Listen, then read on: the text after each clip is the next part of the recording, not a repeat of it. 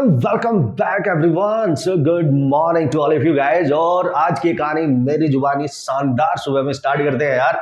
Okay so जैसे कि मैंने आपको बताया था पिछले कल मैंने आपसे बात करी थी कि भाई आज हम बात करने वाले हैं एकदम लास्ट लेक्चर की, अपने मैग्नेटिज्म एंड मैटर से रिलेटेड ये लास्ट लेक्चर होने वाला है। तो जितने भी पॉसिबल कंसेप्ट हो सकते हैं हमारे कॉम्पिटिटिव पॉइंट ऑफ व्यू को ध्यान में रखते हुए, ओके सो वो सारे डिस्कस करेंगे। उस पर डिपेंडेंट जो क्वेश्चंस आते हैं वो किस तरीके से आप सॉल्व कर सकते हो सब कुछ बताने वाला हूं।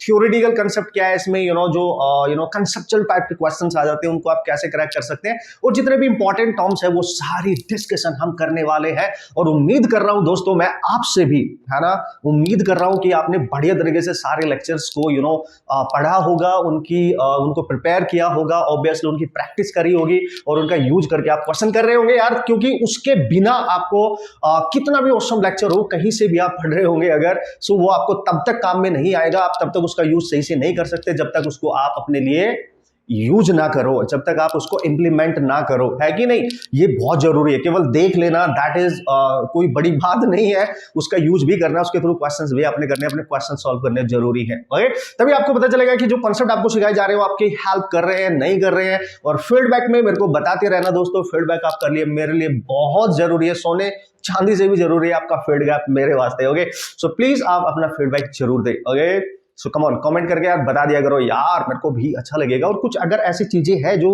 कमी है तो उनको भी बताओ, मैं उनको इंप्रूव करूंगा। Yes okay so come on. तो आज बात करने वाले हैं कुछ इंपॉर्टेंट टर्म्स जो मैग्नेटिज्म में यार यूज होते हैं। और मैं इससे जो ऑलरेडी लेक्चर में बना चुका हूं अर्थ मैग्नेटिज्म वाला, उसमें मैं उनको कवर नहीं कर पाता, मैं नहीं चाह रहा था वो बहुत लेंदी हो जाए, तो मैं इसमें जल्दी से कवर अप कर लेता हूं, बहुत ज्यादा टाइम इसमें अब नहीं लगने वाला है। तो आज हम बात करने वाले हैं intensity of magnetisation, obviously, and है ना। इंटेंसिटी ऑफ मैग्नेटिज्म की बात आप करते हो, मैग्नेटिक इंटेंसिटी की आप बात करोगे, परमेबिलिटी की आप बात करोगे, मैग्नेटिक ससेप्टेबिलिटी की आप बात करोगे, उनमें रिलेशन की आप बात करोगे, और लास्ट में हिस्टैरिसिस लूप की आप बात करोगे। बस खत्म, इतनी बातें हम करने वाले हैं आज। उन पे डिपेंडेंट क्वेश्चन आ सकते हैं, कैसे आ सकते हैं, वो सब बातें हम करने वाले हैं ना बॉस, ठीक है। ओके सो देखो, सबसे पहले मैं बात कर रहा हूं इंटेंसिटी ऑफ मैग्नेटाइजेशन। टर्म्स पे बहुत ध्यान से, इनकी नाम पे बहुत ध्यान से फोकस करना, वरना आप लिटिल बिट कंफ्यूज हो सकते हैं, क्योंकि एक जैसे मिलते जुलते से ये नाम होते हैं। आपने पढ़ा होगा तो आपको एहसास हुआ होगा इस बात का, ठीक है। सो इंटेंसिटी ऑफ मैग्नेटाइजेशन की मैं बात कर रहा हूं, आई से डिनोट करना है हमने इसको, समझ गए लॉजिक, आई से डिनोट करना मैग्नेटिक ऑफ इंटेंसिटी। वो पता है क्या बोल रहा है, जो मैग्नेटाइजेशन इंटेंसिटी है, यानी इंटेंसिटी ऑफ मैग्नेटाइजेशन है, वो बोल रहा है कि जब हम किसी मैग्नेटिक मटेरियल को किसी फील्ड में प्लेस करते हैं, किसी फील्ड में रखते हैं, मैग्नेटिक फील्ड में रखते हैं, तो मैग्नेटिक मटेरियल को, तो उसके अंदर एक डायपोल मूवमेंट क्रिएट हो जाता है। ऑब्वियसली मैग्नेट है भाई, उसकी वजह से एक डायपोल बन जाएगा उसके अंदर, ठीक है। तो वो बोल रहा है कि this intensity of magnetization is defined as, जो डायपोल मूवमेंट बनता है, और हमें पता है डायपोल मूवमेंट को मैग्नेटिक फील्ड के हम एम से डिनोट करते हैं, that dipole movement divide by the volume, है ना, पर यूनिट वॉल्यूम, है ना। तो इसका जो फॉर्मूला होता है, this is the V and this is the volume. फॉर्मूले पे ध्यान देना क्योंकि यहाँ पे सारे फॉर्मूले ही हैं, और मेन आपका फॉर्मूला ही होने वाला है, ये ही आपको याद भी रखना होता है, ठीक है। तो intensity of magnetization is defined as the dipole movement जो वहां पे डेवलप हो जाता है per unit volume, this is volume, और ये आपका डायपोल मूवमेंट है, ठीक है। डायपोल मूवमेंट कौन सा सर, मैग्नेटिक डायपोल मूवमेंट है ऑब्वियसली। तो इसकी यूनिट आपको पता है, इसकी यूनिट आपको पता है, इस रेशियो को इंटेंसिटी ऑफ मैग्नेटाइजेशन का नाम दिया गया, बस इतना याद रखो। अगर हम इसकी यूनिट की बात करेंगे तो आपको पता है ये होता है एम्पियर, ठीक है, मीटर स्क्वायर, और ये पर यूनिट वॉल्यूम, तो हम लिखेंगे एम्पियर मीटर स्क्वायर डिवाइड में मीटर क्यूब, तो ये कैंसिल, तो यूनिट आ गई दोस्तों उसकी ampere per metre. Okay this is the unit ampere per metre, this is the unit of this particular term. Okay intensity of magnetisation, पहला term हमने यहाँ पे देख लिया कि क्या हमें यूज करना है, बहुत जरूरी है। ये फॉर्मूले पे पहले आप देन देखो, और इन पे डिपेंडेंट जो क्वेश्चंस बनेंगे, जो रिलेट करके जो फॉर्मूलाज बनेंगे वो सब बताऊंगा। पहले फॉर्मूलाज हम इंडिविजुअली देख लेते हैं क्योंकि थोड़े कंफ्यूजिंग से ये नाम होते हैं, दैट्स व्हाई आपको इनके बारे में पता होना चाहिए। दूसरा टर्म मैं यहीं पे लिख रहा हूं, ठीक है, दूसरा टर्म मैं यहीं पे लिख रहा हूं, उसको हम बात करते हैं दोस्तों magnetic intensity. Okay magnetic intensity, देखो ये, इसको देखो आप, है ना, ये है इंटेंसिटी ऑफ मैग्नेटाइजेशन, ठीक है, ये मैग्नेटिक इंटेंसिटी है, इसको डिनोट करते हैं दोस्तों एच से। ध्यान देना, है ना, हमेशा आपने नाम पे फोकस करना है ना। हमेशा नाम पे फोकस करना है।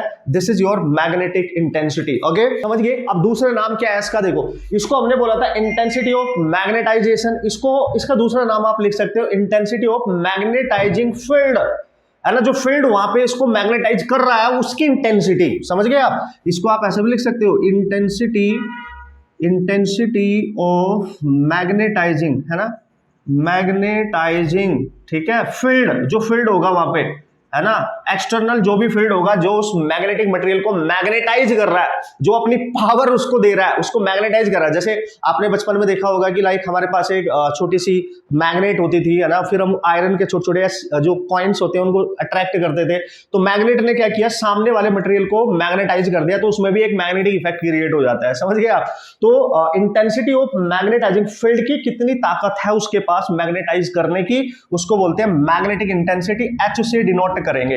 तो हमें पता है जब हम किसी मटेरियल को, किसी भी मटेरियल को किसी एक्सटर्नल फील्ड में प्लेस करते हैं, एक्सटर्नल फील्ड में, है ना, थोड़ा सा समझा रहा हूं मैं, एक्सटर्नल फील्ड में जब प्लेस करते हो आप, तो एक्सटर्नल फील्ड को हम यहां पे डिनोट करेंगे हमेशा बी नॉट से। इस एक्सटर्नल फील्ड को नाम आप दे सकते हो फ्लक्स डेंसिटी भी बोल सकते हो आप इसको। इस जो एक्सटर्नल फील्ड है इसी को आप फ्लक्स डेंसिटी भी बोल सकते हो, मैग्नेटिक फ्लक्स डेंसिटी, ठीक है, या मैग्नेटिक इंडक्शन भी कह सकते हो, इसी को हम मैग्नेटिक इंडक्शन भी कह सकते हैं। मैग्नेटिक इंडक्शन मतलब इस नाम से ये जब क्वेश्चन में आएगा तो आपको पहचान करना आना चाहिए, दैट्स इट, कि भाई ये क्या है। बी नोट मतलब एक्सटर्नल फील्ड है, मतलब जस्ट मैग्नेटिक फील्ड भी कह सकते हैं आप इसको। So magnetic field flux density कह सकते हैं हम इसको, और मैग्नेटिक इंडक्शन भी इसी का नाम होता है।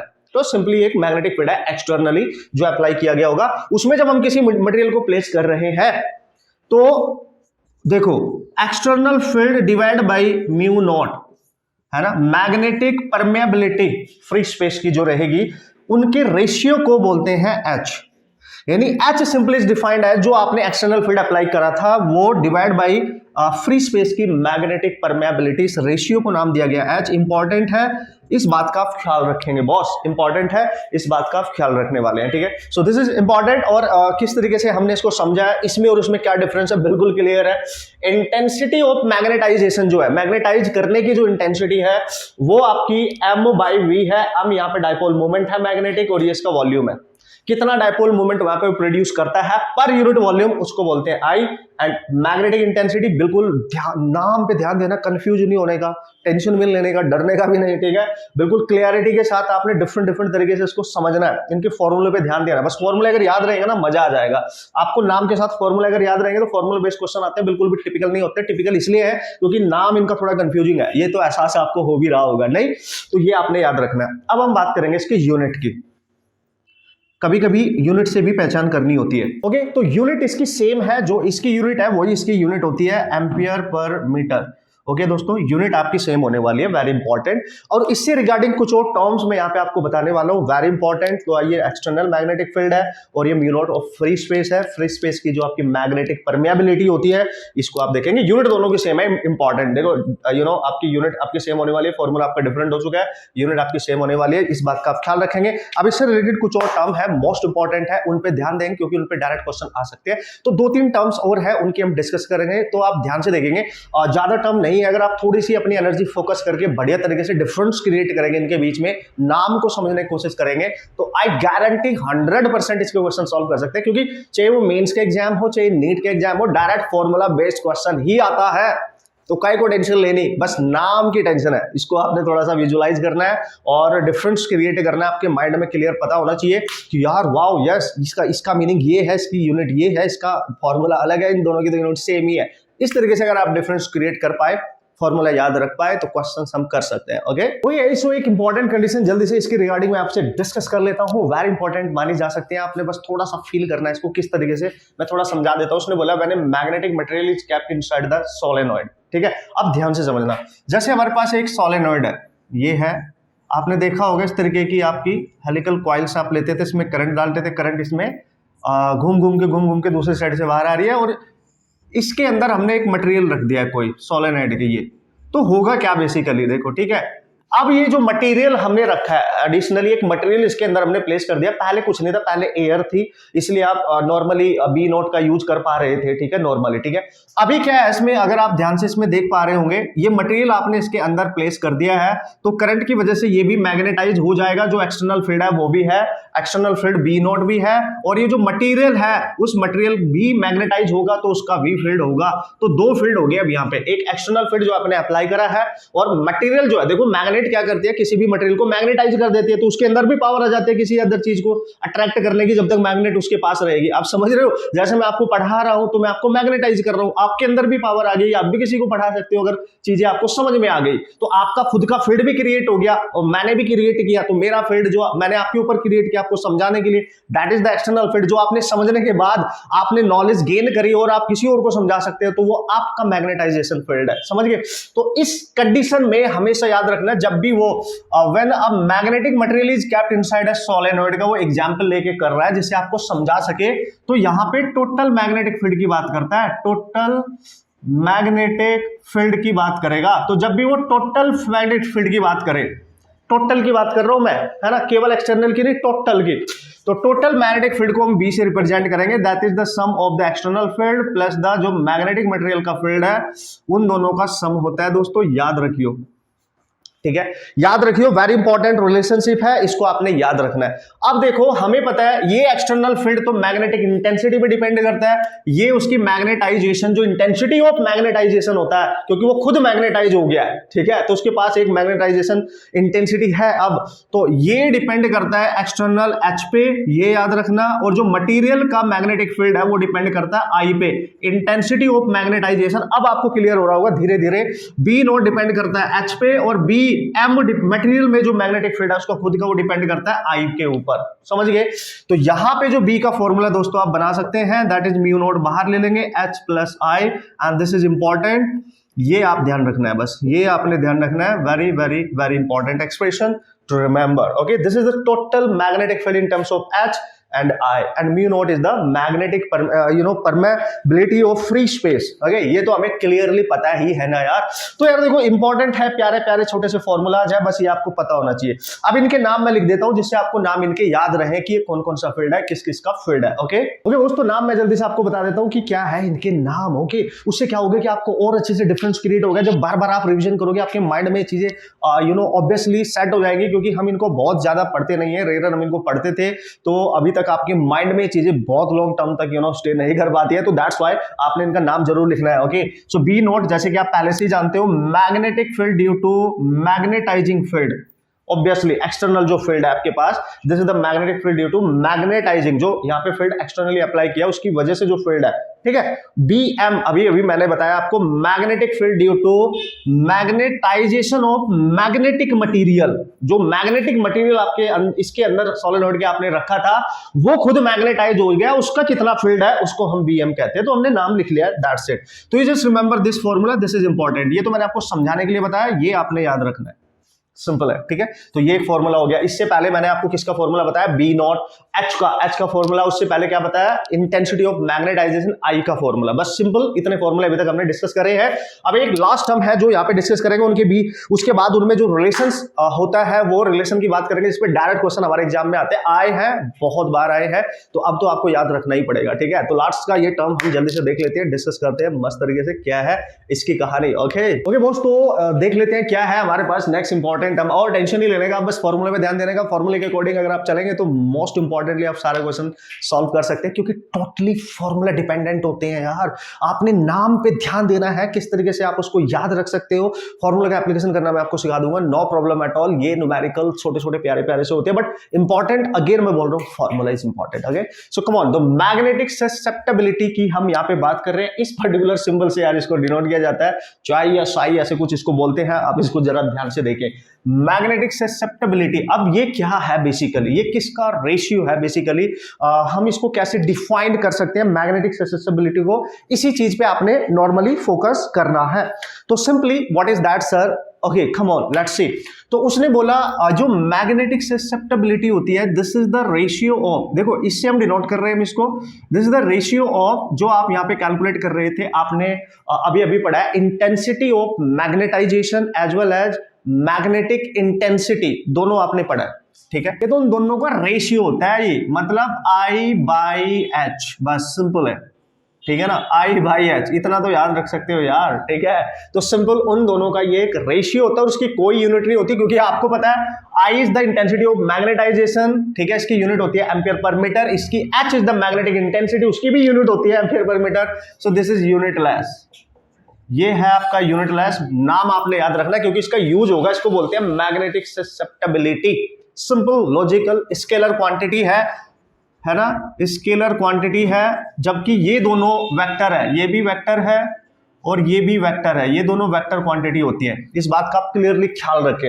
नेक्स्ट टर्म हमारे पास है मैग्नेटिक परमेबिलिटी, यानी जब मीडियम की हम बात करते हैं तो मैग्नेटिक परमेबिलिटी, आपने 3 मैग्नेटिक परमेबिलिटी का आप नाम सुनेंगे, एक म्यू नॉट और म्यू आर, ये मैग्नेटिक परमेबिलिटी है in the presence of the medium, and this is the, जब फ्री स्पेस होता है, एयर होती है, तो ये फ्री स्पेस मैग्नेटिक परमेबिलिटी होती है, this is the relative magnetic permeability. तो तीनों के नाम आपको पता है, अभी हम डिफाइन कर रहे हैं इसको, सिंपली अभी हम डिफाइन कर रहे हैं इसको, और उसी के तरीके से आपने इसको यूज करना है, फॉर्मूले पे ध्यान देना है। तो बेसिकली दिस मैग्नेटिक परमेबिलिटी किस पे डिपेंड करती है, देखो भाई, magnetic permeability is the ratio of total magnetic field B divide by H, जैसे ये I डिवाइड बाई एच, ये B डिवाइड बाई एच है, और B आप सबको पता ही है, किसी भी मैग्नेटिक मटेरियल को जब हम किसी एक्सटर्नल फील्ड में प्लेस करते हैं तो उसके अंदर जो टोटल मैग्नेटिक फील्ड होता है, दिस इज टोटल, है ना, टोटल मैग्नेटिक फील्ड है ये, ठीक है boss, this is total magnetic field, and ये तो आपको बताइए मैग्नेटिक फील्ड इंटेंसिटी है, आपकी फील्ड इंटेंसिटी है, तो इसको हम म्यू का के अकॉर्डिंग डिनोट कर सकते हैं। इसकी यूनिट होती है ना, इसकी यूनिट होती है वेबर पर एम्पियर मीटर, इसकी यूनिट होती है weber per ampere metre. Simply you can solve by using these formulas individually, जब आप लिस्ट बनाएंगे फॉर्मूलाज की तो आपको कोई तकलीफ नहीं होगी। अब दोस्तों यहाँ पे हम बात करेंगे रिलेटिव परमेबिलिटी की, very important, very very very important, ठीक है, रिलेटिव परमेबिलिटी। और एक लास्ट एक्सप्रेशन जो जिसपे डिपेंडेंट डायरेक्ट क्वेश्चन पूछे जाते हैं उनकी बात करेंगे, कुछ क्वेश्चन सॉल्व करेंगे, तो होप सो आप इन फॉर्मूलों को एक साथ लिखेंगे, उनकी लगभग रेगुलर आपने प्रैक्टिस करनी है, जब तक आपके दिमाग में सेट ना हो जाए, आपको इनका यूज करना ना आ जाए, क्योंकि इनको याद रखना है, टिपिकल है, बाकी तो कोई टेंशन ही नहीं है, डायरेक्ट क्वेश्चन फॉर्मूला बेस आ सकते हैं और आप क्वेश्चन सॉल्व कर सकते हो। कम ऑन, चले आगे बढ़े धीरे धीरे, फॉर्मूले की अभी डिस्कशन कर रहा हूं, उसके बाद न्यूमेरिकल करूंगा, तो टेंशन नहीं लेने का, बस देखते रहने का।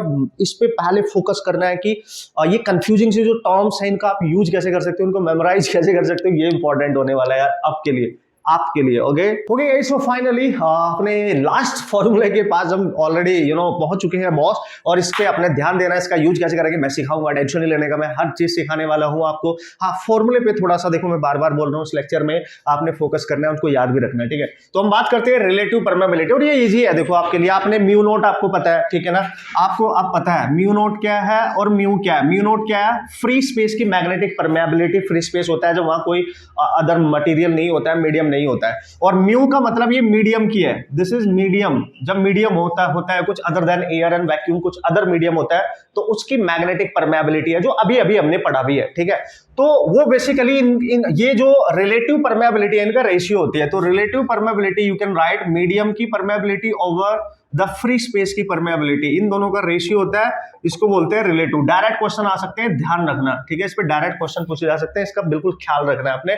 मतलब मीडियम की जो परमेबिलिटी है उसको अगर आप लिखो तो वो लिख सकते हो mu naught into mu R, ठीक है, इस तरीके से भी लिख सकते हो आप। मीडियम की जो परमेबिलिटी है ये मीडियम की है, ये फ्री स्पेस की रिलेटिव है, तो इन दोनों का जो रेशियो वही तो रिलेटिव है, यानी with respect to free space permeability, medium की जो परमेबिलिटी उनका जो रेशियो उसी को हम रिलेटिव कह देते हैं। बात खत्म हो जाती है बात, and this is very very very important relationship. What is that sir? देखो, रिलेशन बिटवीन रिलेटिव परमेबिलिटी, आप ध्यान से देखें, एंड मैग्नेटिक ससेप्टेबिलिटी, है ना, मैग्नेटिक ससेप्टेबिलिटी यानी m और म्यू आर, इनमें क्या रिलेशन होता है, वेरी इंपॉर्टेंट है, इस पे फॉर्मूला डेफिनेटली आ सकता है, very very very important. You just remember, इन सारे रिलेशन का यूज करके फॉर्मूला बनाया जाता है, मैं डायरेक्ट यहां पे लिख रहा हूं, तो mu R can be written as 1 plus chi M, ये फॉर्मूला होता है, कितना छोटा सा प्यारा सा है, और इस पे न्यूमेरिकल आने के 100% चांस, बोले मैंने 100% चांस होते हैं. That's why you have to remember this okay very clearly man. This is relative permeability and this is the magnetic susceptibility. How typical this term okay. इसको एक तरीके से चाई बोलते हैं, साई बोलते हैं, आप देख लेना उसको थोड़ा सा यार, ठीक है. मैग्नेटिक ससेप्टेबिलिटी इसका नाम है okay. And this is the important relationship okay guys, this is the important relationship, ये आपको बिल्कुल क्लियरली पता होना चाहिए, ठीक है. अब इन पे डिपेंडेंट कुछ क्वेश्चंस पहले हम यहाँ पे डिस्कस करेंगे, सॉल्व करेंगे, उसके बाद आगे बढ़ेंगे, जिससे कि आपको सारे तरीके पता चल जाए कि फॉर्मूले यूज हो कैसे रहे हैं बेसिकली. तो कुछ क्वेश्चन, एक दो क्वेश्चन हम यहाँ पे डिस्कस करने वाले हैं. तो फॉर्मूला एक बार जल्दी से आप रिवाइज कर ले. न्यूमेरिकल करने से पहले न्यूमेरिकल जो आ सकते हैं वो इन पर्टिकुलर फॉर्मूलाज पे आ सकते हैं. मैंने आपको बोला था कि टोटली फॉर्मूले हैं, टोटली फॉर्मूला बेस्ड है, आपको बस पता होना चाहिए इनके बारे में okay. So here we go and this is our first question. जल्दी से आप इसको देख लो. उसमें जो डेटा गिवन है दैट इज रियली इंपॉर्टेंट कि डेटा क्या गिवन है उसको हम समझे कैसे.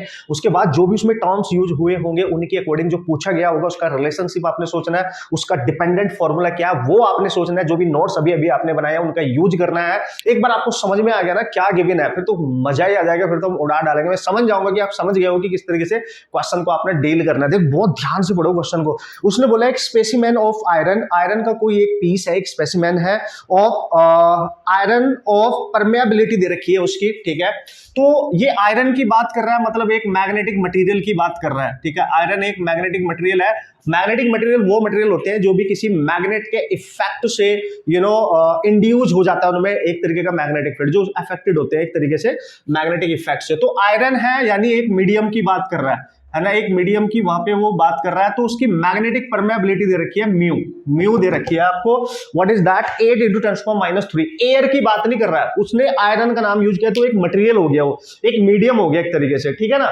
ये आप ध्यान रखेंगे. तो एक मीडियम वाली परमेबिलिटी आपके पास है 8 × 10⁻³ वेबर पर एम्पियर मीटर. ये तो आपने यूनिट भी ध्यान रखनी है. Is placed in a magnetic field of strength, उसको एक मैग्नेटिक फील्ड में आपने प्लेस किया और उसने बोला magnetic field of strength. Strength का मतलब होता है, और उसने जो वैल्यू दी है ना उसको ध्यान से देखो आप, very important, that is 160 ampere per metre है. ये वैल्यू एम्पियर पर मीटर है. किसकी यूनिट होती है वो? एच की, यानी ये मैग्नेटिक फील्ड इंटेंसिटी है, मैग्नेटिक फील्ड इंटेंसिटी है. ध्यान देना, यूनिट्स का बहुत बड़ा रोल है. मैंने आपको बताया था ये क्या है, वो कैसे पता चलेगा, यूनिट से आप पता लगा सकते हो. एच गिवन है, और चूंकि आयरन है, एक मटेरियल है, एक मीडियम की तरह काम कर रहा है एक तरीके से. The magnetic induction in air नहीं पूछा है. अगर एयर पूछता तो बी नॉट निकालते, ठीक है. इन आयरन पूछा है, ठीक है, तो बी निकालेंगे, ठीक है, बी निकालेंगे टोटल जो होगा, समझ गए आप, बी निकालेंगे यहाँ पे. तो इनमें सब में रिलेशनशिप क्या होती है ये बहुत अच्छे से आप जानते हो कि what is the relationship between them. So mu को हम अभी अभी लिख सकते हैं, अभी लिखा था हमने mu B total over H. तो इस फॉर्मूले का आप यूज कर सकते हैं. Simply you can solve the problem. आपसे पूछा गया है व्हाट इज दैट? बी. तो बी आपसे पूछा गया है ना, उसने पूछा है magnetic induction in this iron, है ना, आयरन में. तो बी निकाल लो यहां से. बी आएगा mu into H. Okay sir, mu की वैल्यू कितनी है सर? 8 × 10⁻³ एच की वैल्यू कितनी है सर? 160 ampere metre. इसको मल्टीप्लाई करो, 8 × 16 दैट इज 128, और ये -3 है, ये 10 है, तो माइनस का 2 होगा, तो 1.28 लिख सकते हो. और इसकी unit weber per metre square होती है, क्योंकि ये मैग्नेटिक फील्ड टोटल है in the presence of that medium यानी iron. So this is the solution. This is how you can pick up the formula after reading the question very carefully. ये आपको आना चाहिए दोस्तों. ये ही एक बार आ गया ना तो मजा आ जाए. क्या बात कर रहे हो आप, आराम से क्वेश्चन आप फिर सॉल्व कर सकते हो. एक क्वेश्चन और ट्राई करें. Yes, come on. So here we go. This is the next question. देखो कितना छोटा सा है, प्यारा सा है, खोटा सा है, लेकिन अगर फॉर्मूला नहीं याद होगा तो क्या करेंगे हम? इस छोटे से क्वेश्चन को भी गलत करके आ जाएंगे, हम छोड़ के आ जाएंगे, क्वेश्चन हमसे होगा ही नहीं. तो देखो कितना प्यारा सा छोटा सा क्वेश्चन है, फॉर्मूला डिपेंडेंट है. That's why most important thing is that for JEE mains जिस तरह के करंट पैटर्न आपके बनाए गए हैं और आपका नीट एग्जाम जिस तरीके के पैटर्न आपके बनाए जा रहे हैं, जिस तरह के क्वेश्चन आते हैं, मोस्ट ऑफ द प्रॉब्लम्स दोस्तों आपकी फॉर्मूला बेस्ड आती है. इसमें कोई शक नहीं, आपको हर फॉर्मूला अब बहुत ज्यादा प्रैक्टिस करनी है, रिटन उसको याद करना है. क्वेश्चन में बोला है relative permeability of iron, relative permeability of iron 5500 इतनी दी है ना. यस, इट्स मैग्नेटिक ससेप्टेबिलिटी बताओ क्या होगी, यानी मैग्नेटिक ससेप्टेबिलिटी यानी चाहे हम आपसे पूछा गया है याद करो ऐसा कोई रिलेशन जिसमें म्यू आर भी हो और साई एम भी हो, मैग्नेटिक ससेप्टेबिलिटी आपसे पूछा है, यही दिया है ना बस, यस। तो भाई हमें पता है म्यू आर इक्वल टू होता है 1 प्लस, देखो अगर ये फॉर्मूला याद है तो हो जाएगा, अदरवाइज क्या करेंगे हम, ठीक है।